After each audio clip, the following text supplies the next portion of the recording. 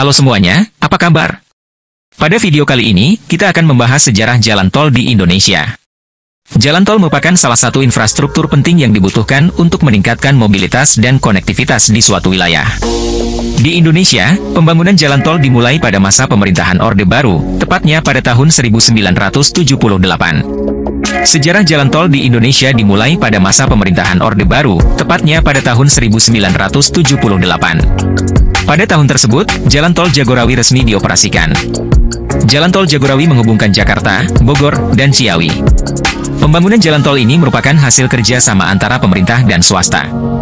Pembangunan jalan tol di Indonesia mengalami pasang surut. Pada masa pemerintahan Orde Baru, pembangunan jalan tol cukup pesat. Pada tahun 1986, panjang jalan tol di Indonesia telah mencapai 1.250 km. Namun, pembangunan jalan tol sempat terhenti pada masa krisis moneter Asia pada tahun 1997. Pembangunan jalan tol kembali menggeliat pada masa pemerintahan Presiden Susilo Bambang Yudhoyono.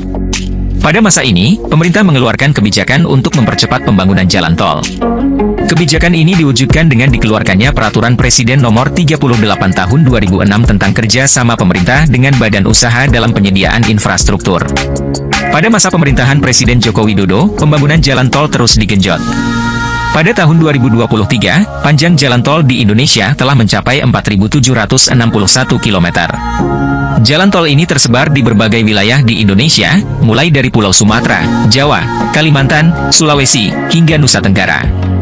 Pembangunan jalan tol memiliki peran penting dalam meningkatkan mobilitas dan konektivitas di Indonesia. Jalan tol juga dapat mengurangi kemacetan dan kecelakaan lalu lintas.